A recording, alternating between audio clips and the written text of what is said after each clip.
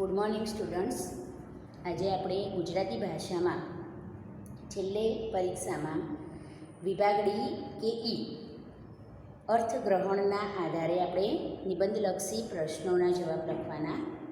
નિબંધલક્ષી પ્રશ્નો હોય છે જેની અંદર નિબંધ હોય, વિચાર વિસ્તાર હોય, સંક્ષિપ્તીકરણ હોય, ગદ્યાર્થ ગ્રહણ હોય, પદ્યાર્થ ગ્રહણ હોય, અહેવાલ હોય, પત્રલેખન હોય. બરાબર? તો આ જે પ્રશ્નો છે એ પ્રશ્નોને તમારે સારી રીતે તમે લખો. એના માટે તમારે કેવી રીતે લખવા એની સમજ હોવી જરૂરી છે. સારામાં સારા માર્ક્સ મેળવી શકવા માટે આ જે છેલ્લો વિભાગ છે પ્રશ્નપત્રની અંદર, વિભાગ ડી હોય કે ઈ હોય, છેલ્લો વિભાગ, એમાં જે પ્રશ્નો આપેલા હોય છે નિબંધલક્ષી પ્રશ્નો એટલે કે વિસ્તૃત પ્રશ્નો, એને આપણે સારી રીતે લખીએ તો એમાં સારામાં સારા માર્ક્સ આપણે મેળવી શકીએ. પરંતુ એ પહેલાં કેવી રીતે લખવું એની આજે આપણે સમજ મેળવીશું. બરાબર? સૌથી પહેલાં અહેવાલ લેખન. તો અહેવાલ લેખન લખવા માટે આપણે જે જગ્યાએ અહેવાલ એટલે વિવરણ કરવાનું છે. કોઈ પણ કાર્યક્રમ થઈ ગયો હોય તો એ કાર્યક્રમને કેવી રીતે ઉજવ્યું, શરૂઆત એની તૈયારી કેવી રીતે કરી, એ કેવી રીતે એને ઉજવ્યું, એની રૂપરેખા લખવાની છે. એમાં કોઈ અતિશયોક્તિ કે વધારાનું કશું આપણું ઉમેરવાનું નથી. જેવા શબ્દોમાં જેવી રીતે એ ક્રમબદ્ધ રીતે જે પ્રમાણે એમાં જે ક્રિયાઓ થઈ હોય, જે રીતે એમાં તૈયારી કરવામાં આવી હોય અને જે રીતે એ કાર્યક્રમ રજૂ થયો હોય એ રીતે આપણે એને લખવાનું છે. તો અહેવાલ લેખન લખતી વખતે સૌથી પહેલાં તમારે ધ્યાનમાં શું રાખવાનું છે? તો એમાં તમારે કોઈનું નામ કે સરનામું કે એવું કશું લખવાનું નથી. તમે પત્રલેખન જ્યારે લખો છો ત્યારે પત્રલેખનની અંદર તમે શું કરો છો? પહેલાં પત્રલેખનની સમજ તમને આપી દઉં કે અહીંયા પત્રલેખન. તો પત્રલેખન કરતી વખતે તમે શું કરો છો? અહીંયા જે પત્ર લખી રહ્યો છે એનું નામ અને સરનામું લખો છો. નામ, સરનામું. ત્યારબાદ જેને તમે પત્ર લખી રહ્યા છો એનું નામ, જેને તમે પત્ર લખી રહ્યા છો એનું સંબોધન કરો છો. બરાબર? અને ત્યાર પછી વિષય લખીને, પત્રમાં વિષય લખીને સંબોધન કર્યા પછી આદરણીય કે માનનીય કે પૂજ્ય કે પ્રિય એવા શબ્દો દ્વારા સંબોધન કરીને પછી તમે જે વિગત લખવાની છે એની શરૂઆત કરો છો. ધારો કે તમારે સ્કૂલમાં આજે રજા લેવાની છે અને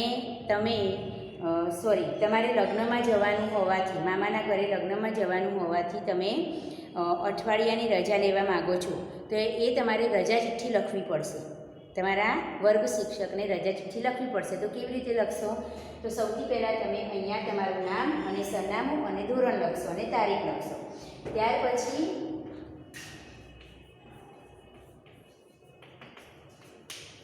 પછી આપણે અહીંયા કોને લખીએ છીએ? આપણા વર્ગ શિક્ષકને. એટલે અહીંયા આપણે શું લખીશું? વર્ગ શિક્ષક શ્રી, પ્રતિશ્રી, વર્ગ શિક્ષક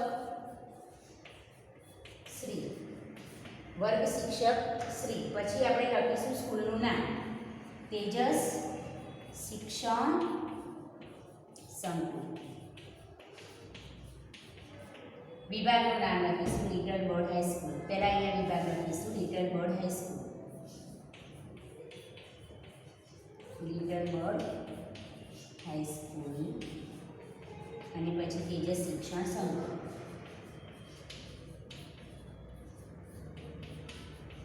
બરાબર?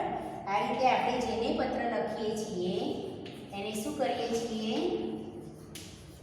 એનું સરનામું આપણે અહીંયા લખ્યું. અહીંયા આપણું સરનામું લખ્યું, જેને પત્ર લખીએ છીએ એનું સરનામું લખ્યું. અને હવે આપણે વિષય શું છે કે આપણે રજા લેવાની છે, લગ્નમાં જવાનું છે એટલે. તો અહીંયા વિષય શું લખીશું? 4 દિવસની રજા મંજૂર કરવા બાબત. 4 દિવસની રજા મંજૂર કરવા બાબત. અને પછી આવશે સંબોધન. વિષય પછી શું આવશે? સંબોધન આવશે. સંબોધનમાં લખીશું આદરણીય, પેરેગ્રાફ પાડીને અહીંયા લખીશું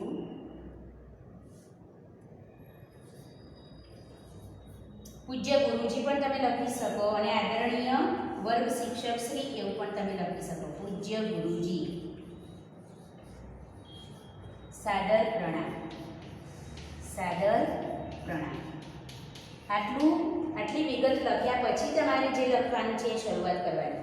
પત્ર લેખન છે, રજા ચિઠ્ઠી તમારે લખવી છે તો તમારું સૌથી પહેલાં નામ, સરનામું અને તારીખ, ત્યાર પછી પ્રતિશ્રી જેને આપણે લખીએ છીએ વર્ગ શિક્ષક Shri, little bird high school, Tejas શિક્ષણ સંકુલ, એમ કરીને જ્યાં આપણે પત્ર લખી રહ્યા છે એનું સરનામું અને ત્યાર પછી વિષય કે 4 દિવસની રજા મંજૂર કરવા બાબત આપણે રજા મેળવવાની છે માટે. પછી એના માટે આપણા વર્ગ શિક્ષકને આપણા આદરણીય છે એટલે એમના માટે આપણે પૂજ્ય શબ્દ વાપરી શકીએ. પૂજ્ય ગુરુજી, સાદર પ્રણામ. હું ધોરણ 9માં કે 10માં આપણે જેમાં અભ્યાસ કરતા હોય, હું ધોરણ 9માં અભ્યાસ કરું છું. મારું નામ ખાલી જગ્યા એટલે કે જે છે મારું નામ આ છે. હું આમ તો શાળામાં નિયમિત આવું છું, પરંતુ મારે મારા મામાના ઘરે 4 દિવસ લગ્ન પ્રસંગ હોવાથી જવાનું છે.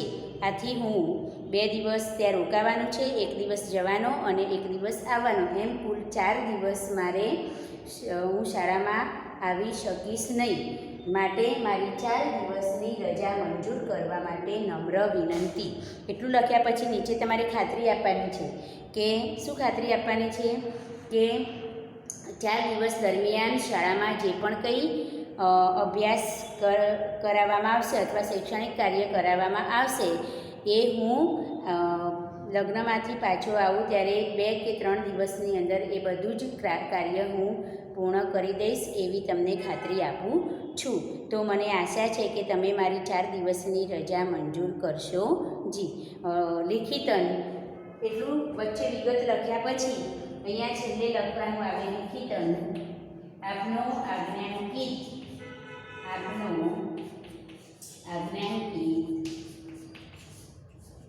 વિદ્યાર્થી. પછી ઉપર આપણે જે નામ લખ્યું છે એ નામ લખીને સિગ્નેચર કરવાની અને પછી શું કરવાનું, સહી કરવાની. તો આ રીતે પત્ર લેખન કેવી રીતે લખવું એની મેં તમને સમજ આપી કે આજે આપણે શાળામાં જવાનું નથી અથવા તો ગયા નથી અને પછી રજા માંગવાની છે. તો પછી રજા માંગવાની હોય તો પણ તમે પહેલાંમાં તમે રજા મંજૂર કરવા વિનંતી એવું લખતા હતા. આમાં તમે એવું લખી શકો કે હું મામાના ઘરે લગ્નમાં ગયો હોવાથી 4 દિવસ સુધી શાળામાં આવ્યો નથી, તો મારી એ રજાને મંજૂર કરશો અને જે તે કાર્ય કરાવ્યું હશે એ હું શૈક્ષણિક કાર્ય કરાવ્યું હશે હું 2 દિવસની અંદર પૂરું કરીને તમને બતાવી દઈશ એવી હું ખાતરી આપું છું. બરાબર? તો એ પ્રમાણે તમે પત્ર લેખન લખી શકો. હવે પત્ર લેખનની અંદર મેં તમને કહ્યું કે નામ, સરનામું લખવાનું, પણ બંને બાજુ નામ, સરનામું લખવાની ક્યારે જરૂર પડે? જ્યારે આપણે કોઈ સંસ્થામાં કે શાળામાં કે એવી રીતે લખતા હોય ત્યારે. પણ કોઈ મિત્રને કે આપણા ઘરે આપણે હોસ્ટેલમાં રહેતા હોઈએ અને હોસ્ટેલમાં રહેતા હોઈએ અને હોસ્ટેલમાંથી આપણા ઘરે પરિવારજનોને, આપણા માતા પિતાને કે આપણા ભાઈ બહેનને કે એવો કોઈ પત્ર જ્યારે આપણે લખવાનું થાય છે ત્યારે આપણે બીજું સરનામું લખવાની જરૂર નથી. અહીંયા આપણે ખાલી સરનામું લખી દઈશું અને પછી અહીંયા સીધું સંબોધન આવશે. અને સંબોધનમાં શું આવશે કે આપણાથી નાના ભાઈને કે નાની બહેનને પત્ર લખીએ છીએ કે મિત્રને લખીએ છીએ તો પ્રિય લખી શકીશું, પણ આપણાથી મોટા પિતાજીને કે ગુરુજીને કે વડીલને કોઈને લખીએ છીએ તો ત્યાં પૂજ્ય લખવું પડે. અને આપણે કોઈ બહારના વ્યક્તિને લખીએ છીએ તો આદરણીય કે માનનીય એવો શબ્દ વાપરવો પડે. તો આ રીતે તમે પત્ર લેખન સારી રીતે લખી શકો. બરાબર? હવે આવ્યો આપણે અહેવાલ. પત્ર લેખન કેવી રીતે લખવું એની મેં તમને સમજ આપી. હવે આવ્યો અહેવાલ. તો અહેવાલની અંદર તમારે જે આપણે પત્રની અંદર શું કરતા હતા, સરનામું લખતા હતા એવું સરનામું અહેવાલમાં લખવાનું નથી. માત્ર શું આવશે અહીંયા સ્થળ અને તારીખ.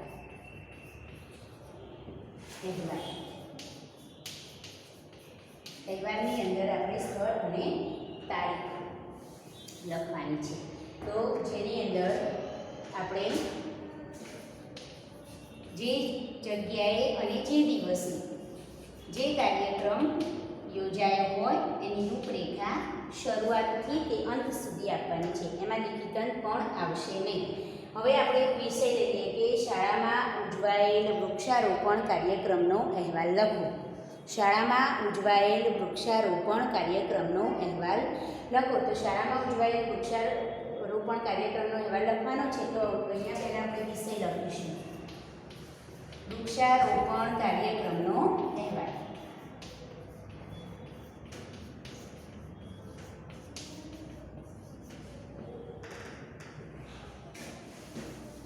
વૃક્ષારોપણ કાર્યક્રમનો અહેવાલ. અહીંયા આપણે લખીશું સ્થળ કયું છે? શાળાનું મેદાન તો તેજસ શિક્ષણ સંકુલ. તમે જે સ્થળે ઉજવાયો હોય તે સ્થળનું નામ લખી શકો. બરાબર? તેજસ શિક્ષણ સંકુલના મેદાનમાં આપણે વૃક્ષારોપણ કાર્યક્રમ કર્યો હતો એનો અહેવાલ લખવાનો છે. અને પછી અહીંયા તારીખ આવશે જે તારીખે ઉજવ્યો હોય.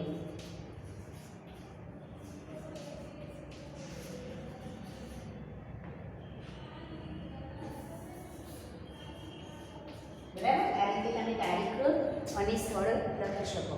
આટલું લખ્યા પછી તમારે શરૂઆત કરવાની છે.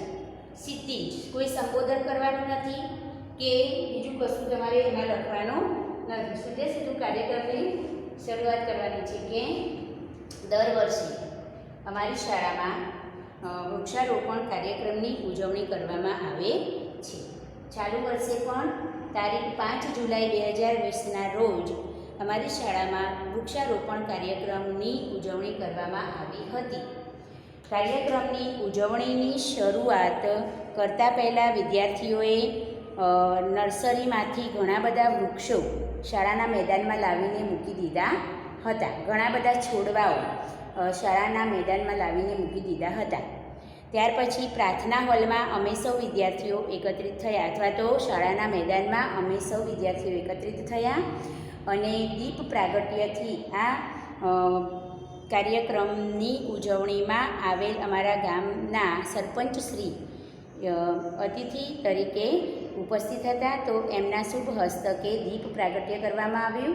ત્યારબાદ શાળાના આચાર્યશ્રી અને આચાર્યશ્રી દ્વારા જીવનમાં વૃક્ષોનું શું મહત્ત્વ છે એનું વક્તવ્ય, એના અનુસંધાનમાં વિષય અનુરૂપ વક્તવ્ય આપવામાં આવ્યું અને ત્યારબાદ આ કાર્યક્રમની શરૂઆત કરવામાં આવી. તો સૌથી પહેલાં મેદાનમાં ના ચારે બાજુ મોટા વિદ્યાર્થીઓએ ખાડા કરી દીધા અને માટી લાવીને એક એક ઝાડવાઓ લઈને દરેક ખાડામાં મૂકવા વિદ્યાર્થીઓ લાગ્યા. એ પહેલાં સૌથી પહેલાં આવેલા અતિથિશ્રીએ ગામના સરપંચશ્રીએ એક વૃક્ષ વાવીને એનું ઉદ્ઘાટન કર્યું હતું, એ લખવાનું. અને પછી શાળાના દરેક વિદ્યાર્થીઓએ એક એક કરીને 3-3ના જૂથ બનાવીને એક એક છોડ રોપવા માટે તેઓ લાગી ગયા અને શાળાની ફરતે, મેદાનની ફરતે બધી જ જગ્યાએ છોડવાઓ લગાવી દીધા. અને ત્યાર પછી છોડવાઓ લગાવ્યા બાદ સૌ વિદ્યાર્થીઓએ એમાં માટી ભરી અને માટી ભરીને માટી પૂરી દીધી અને માટી પૂરીને ઉપર કેટલાક વિદ્યાર્થીઓએ એક એક છોડવામાં શું કર્યું? પાણી દીધું. અને આ રીતે સૌએ શાળાના મેદાનની આજુબાજુ કતારબંધ જુદા જુદા વૃક્ષો રોપી દીધા.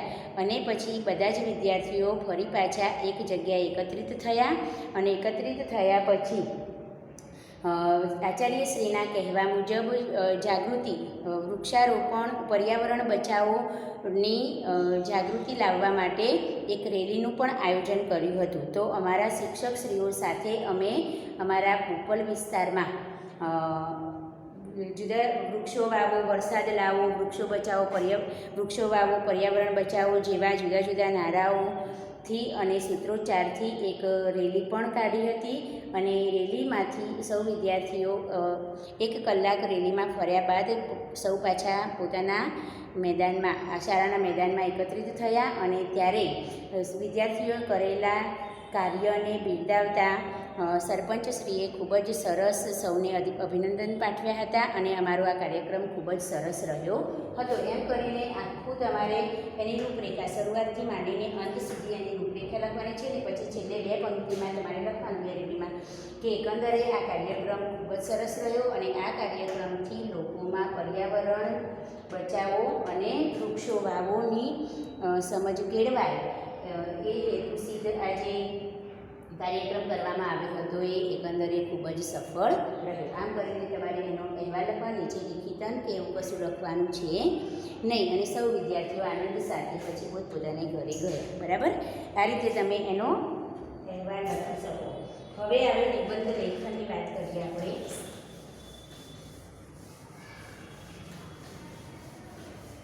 તો મેં તમને પત્ર લેખન કેવી રીતે લખવું, અહેવાલ લેખન કેવી રીતે લખવું એની વાત કરી. હવે સંક્ષિપ્તીકરણની વાત કરીએ તો સંક્ષિપ્તીકરણની અંદર તમારે સંક્ષેપમાં કોઈ પણ પેરેગ્રાફ તમને આપેલો હોય, સંક્ષિપ્તીકરણ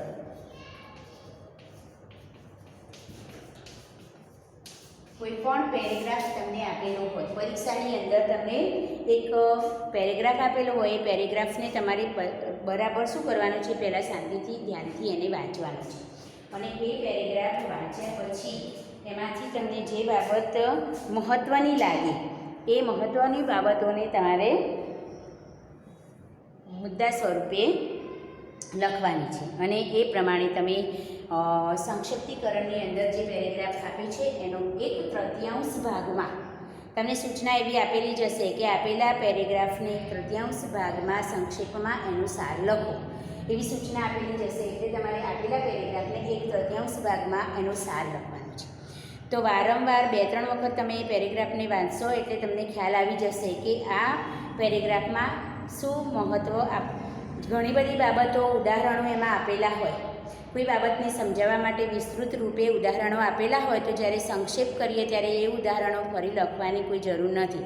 પછી શબ્દ સમૂહ માટે એક શબ્દની જેમ ઓછામાં વધુ કહેવાની ઢબ અહીંયા અપનાવવાની છે. દાખલા તરીકે ઘરમાં દાળ ભાત શાક રોટલી આવું બધું જમવાનું બનાવ્યું હોય તો એની જગ્યાએ આપણે કહીએ કે ઘરનો બધો સામાન હોય કે વાટકી વાસણ ને ઘર વપરાશની બધી વસ્તુઓ, તો આને એના માટે જુદી જુદી વસ્તુઓ ચમચા ચમચી ને લોટા ને એ બધું ન લખતા આપણે ઘર વખરી એવો શબ્દ વાપરીએ. એવી રીતે સંક્ષિપ્તીકરણમાં પણ આ પદ્ધતિ અપનાવવાની કે ખાવા પીવા માટે અનાજ કઠોળ ને ફળ ને એ બધું જુદું જુદું લખેલું હોય તો ખાદ્ય પદાર્થો. તો એવી રીતે એક સંક્ષિપ્તીકરણની રીતે આપણે આ પેરેગ્રાફને ટૂંકો બનાવવા પ્રયત્ન કરવાનો અને તેમ છતાં એમાંથી કોઈ વસ્તુ છૂટવી ના જોઈએ એ બાબતનું પણ આપણે ખાસ ધ્યાન રાખવાનું છે. એટલે સંક્ષિપ્તીકરણની અંદર આપેલો જે પેરેગ્રાફ છે એને 2 વખત તમે વાંચશો, 2 કે 3 વખત ધ્યાન લઈને, તો એ શેના ઉપર ભાર મૂકવામાં આવ્યો છે એ તમને ખ્યાલ આવતા સૌથી પહેલાં એનું ટાઇટલ એટલે કે શીર્ષક લખવું પડશે. અને શીર્ષક લખ્યા પછી એનું સંક્ષેપમાં શું કરવાનું છે, સાર લખવાનું છે. એ જ રીતે પછી હું તમને એક પેરેગ્રાફ લખાવીને સમજાવીશ, પરંતુ અત્યારે કેવી રીતે લખવું એની ખાલી માહિતી આપું છું. અને ત્યારબાદ આવ્યો અર્થ વિસ્તાર. તો અર્થ વિસ્તારની અંદર તમને જે પંક્તિ આપેલી હશે એ પંક્તિને તમારે વિસ્તૃત રૂપે તમારા વિચારો વ્યક્ત કરીને એમાં લખવાનું છે. દાખલા તરીકે એક અર્થ વિસ્તારની અંદર આપણે જોઈએ તો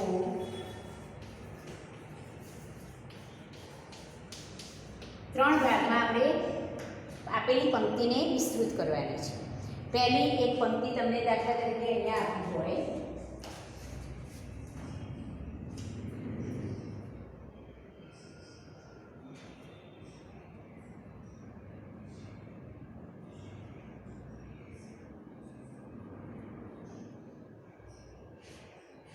તમને કોઈ એક પંક્તિ આપવામાં આપી હોય કે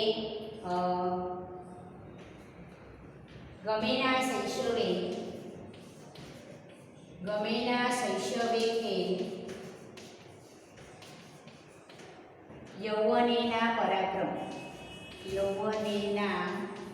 પરાક્રમ સાધુતા નહીં બાધક કે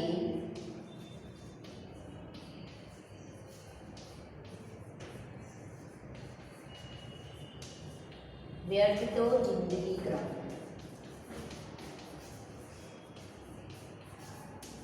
આવી એક પંક્તિ તમને આપેલી છે. તો આવી આ જે પંક્તિ છે એ પંક્તિની અંદર તમને સૌથી પહેલો જે એનો મુખ્ય સાર જે છે એ તમારે પહેલા પેરેગ્રાફની અંદર લખવાનું છે. જ્યારે વિચાર વિસ્તાર કરો કે અર્થ વિસ્તાર કરો એવો જ્યારે તમને પંક્તિ પરીક્ષામાં પૂછાય છે, કોઈ પણ પંક્તિ, આ તો ઉદાહરણ માટે મેં તમને લખાવી છે, પણ કોઈ પણ પંક્તિ જ્યારે પૂછાય છે ત્યારે આપેલી પંક્તિને પહેલાં બરાબર વાંચી લેવાની અને એ પંક્તિને વાંચ્યા પછી એના સાર રૂપે આપણે પહેલી પંક્તિમાં લખીશું. આમાં ગમેના શૈશવે કે, શૈશવ એટલે બાળપણ, બાળપણમાં રમવું ના ગમે, યૌવન એના પરાક્રમ, યુવાનીમાં પરાક્રમો એટલે કે મોટા મોટા સાહસ કરવાનું ન ગમે, સાધુતા નહીં વાર્ધક્ય એટલે કે વૃદ્ધાવસ્થામાં આપણામાં સજ્જનતાના ગુણો ન આવે, વાર્ધક્ય એટલે વૃદ્ધાવસ્થા. તો વ્યર્થ તો જિંદગી ક્રમ, જિંદગીનો જે આ ક્રમ છે એ પ્રમાણે જો આપણે કાર્ય ન કરીએ તો આપણી જિંદગી વ્યર્થ ગઈ એવું કહી શકાય, એવું આ પંક્તિમાં કહેવા માંગે છે. તો આપણે પહેલી પંક્તિની અંદર એના અર્થ સ્વરૂપે એવું લખી શકીએ કે આપેલ પંક્તિની અંદર અથવા ઉપરોક્ત પંક્તિમાં જીવનની 3 અવસ્થાઓમાં કરવાના કાર્યોનું મહત્ત્વ સમજાવવામાં આવ્યું છે. બસ આટલું આપણે પહેલી પંક્તિમાં લખવાનું. પછી બીજી પંક્તિમાં એને વિસ્તૃત રૂપે આપણે લખવાનું છે કે બાળપણમાં બાળકનું કામ, આપેલી પંક્તિમાં શૈશવ, યુવાની, વૃદ્ધાવસ્થાના જિંદગીની જે 3 અવસ્થાઓ છે એની વાત કરવામાં આવી છે. બાળક જ્યારે નાનું હોય એટલે કે બાલ્ય અવસ્થામાં બાળકને રમવું અને ભણવું આ 2 કાર્યો કરવાના હોય છે. જે બાળક રમતો નથી કે ભણતો નથી એ બાળકને કેવી રીતે, જે બાળક રમતો નથી કે ભણતો નથી એ બાળકનું શૈશવ, જે તોફાન મસ્તી ના કરે કે ઉછળકૂદ ના કરે, બાળકનું બાળપણ કહેવાય નહીં. તો બાળપણમાં બાળક ઉછળકૂદ કરે, તોફાન મસ્તી કરે, આ બાલ્ય અવસ્થાનો એનો સ્વભાવ છે. તો એ પ્રમાણે જે બાળક બાલ્ય અવસ્થામાં રમે છે, સાથે સાથે ભણે છે અને તોફાન મસ્તી કરે છે એનું બાળપણ ખરેખર એ બાલ્ય અવસ્થા જેવું ગણાય. એ જ રીતે યુવાનીમાં મોટા મોટા કાર્યો અને પોતાના સ્વપ્નાઓને સાકાર કરવા માટે એને શું કરવાનું હોય છે, પોતાના સ્વપ્નોને સાકાર કરવા માટે એને જુદા જુદા સાહસ કરવાના હોય છે. પરંતુ જે યુવાન આવા સાહસ કરીને પોતાના સ્વપ્નોને સાકાર કરવાને બદલે જે આળસ કેળવીને બેસી રહે છે અથવા તો બીજા પર નિર્ભર રહે છે એવો વ્યક્તિની યુવાની ખરેખર વ્યર્થ છે. અને એ યુવાન છે ને એમ કહીએ તો પણ ખોટું નથી. એ જ રીતે સાધુતા એટલે કે વૃદ્ધાવસ્થામાં વ્યક્તિએ પોતાના અનુભવોને બીજાઓને આપવાના હોય છે અને પોતાના અનુભવોથી એને જીવનભર જે પણ કંઈ મેળવ્યું છે એ મેળવેલા બધી જ વસ્તુઓને એને પરોપકાર માટે વાપરવાની છે, બીજાઓને શીખવવાની છે અને ભગવાન ભજન કરવાના છે. તો વૃદ્ધાવસ્થામાં જે વ્યક્તિ આવા પરોપકારના કાર્યો કરતો નથી, પોતાના અનુભવને બીજાને શીખવતો નથી અને ભજન કીર્તન કે ભગવાન ભજન કરતો નથી એવા વ્યક્તિની વૃદ્ધાવસ્થા વ્યર્થ છે. તો કવિ કહે છે, આ પંક્તિ દ્વારા કવિ કહેવા માગે છે કે યુવાનીમાં તો અને જે લોકો આ રીતે યુવાનીમાં બાળપણને અને વૃદ્ધાવસ્થામાં જે કરવાના કાર્યો છે એ કરવાના કાર્યો જો કરતા નથી તો એમની જિંદગી વ્યર્થ છે એવું એ કહેવા માગે છે. એમ વિસ્તૃત રૂપે બીજા પેરેગ્રાફમાં એનો વિસ્તાર કરવાનો છે. અને છેલ્લા પેરેગ્રાફની અંદર આપણે શું લખવાનું છે કે બાળપણમાં બાળકે રમવાનું અને ભણવાનું કાર્ય કરવાનું છે, યુવાનીમાં જુદા જુદા સાહસ કરીને પોતાના પરિવારની જવાબદારી ઉઠાવવાની સાથે સાથે એને પોતાની નામ અને પ્રતિષ્ઠા મેળવવાની છે અને સ્વપ્નો સાકાર કરવાના છે. અને વૃદ્ધાવસ્થામાં એને પરોપકારના કાર્યો અને ભગવાન ભજન કરવાના કાર્યો જે કરવાના છે. જે વ્યક્તિ જિંદગીમાં પોતાની અવસ્થા પ્રમાણે આ જ રીતે વર્તતો નથી કે કાર્ય કરતો નથી, ખરેખર એ વ્યક્તિનું જીવન નિરર્થક છે. એ વ્યક્તિનું જીવન નિરર્થક છે. એ જિંદગીનો આ જે ક્રમ છે એ ક્રમ જે જાળવતો નથી એ વ્યક્તિ ખરેખર જિંદગીની સાચી મજા માણી શકતો નથી એવું આ પંક્તિ દ્વારા કહેવામાં આવ્યું છે. તો આ રીતે તમારે છેલ્લા પેરેગ્રાફની અંદર એના સાર રૂપે પંક્તિના સાર રૂપે તમારે લખવાનું છે. તો અહીંયા આજે મેં જે તમને લખાવ્યું કે સમજાવ્યું. સૌથી પહેલાં તમને પત્રલેખન વિશે સમજાવ્યું, ત્યારબાદ અહેવાલ લેખન કેવી રીતે લખાય એના વિશે સમજાવ્યું, ત્યાર પછી સંક્ષિપ્તીકરણ વિશે તમને મેં સમજ આપી અને અર્થ વિસ્તાર વિશે પણ મેં તમને સમજાવ્યું. તો આજે તમને હું અર્થ વિસ્તાર, અહીંયા જે મેં અર્થ વિસ્તાર લખ્યો છે, ગમેના શૈશવે ખેલ યૌવનેના પરાક્રમ, સાધુતા નહીં વાર્ધક્ય વ્યર્થ તો જિંદગી ક્રમ. તો આ પંક્તિ મેં તમને બરાબર સમજાવી દીધી છે. હવે તમારે આ પંક્તિને શું કરવાનું છે, એને વિસ્તૃત રૂપે લખવા માટે સ્વપ્રયત્ન કરવાનો છે, જેથી તમને ખ્યાલ આવે કે વિચાર વિસ્તાર જે અહીંયા આપેલો છે એને તમે કેવી રીતે અને કેટલી સરળતાથી તમે લખી શકો છો. બરાબર. તો આજના હોમવર્કમાં તમારે આ અર્થ વિસ્તાર આ પંક્તિ લખી લો અને આ પંક્તિ તમારે હોમવર્કમાં લખવાની છે. તો અહીંયા પરીક્ષામાં આપણને સંક્ષિપ્તીકરણ, અહેવાલ લેખન, પત્રલેખન અને અર્થ વિસ્તાર ઉપરાંત જે પદ્યાર્થ ગ્રહણ અને ગદ્યાર્થ ગ્રહણ, પદ્યાર્થ ગ્રહણ અને ગદ્યાર્થ ગ્રહણ પણ પૂછાય છે. એ બાબત પદ્યાર્થ ગ્રહણમાં એવું છે કે પદ્ય પરથી તમને કોઈ એક કવિતા આપેલી હોય, એ કવિતાને આધારે તમને નીચે શું આપેલા હોય, પ્રશ્નો.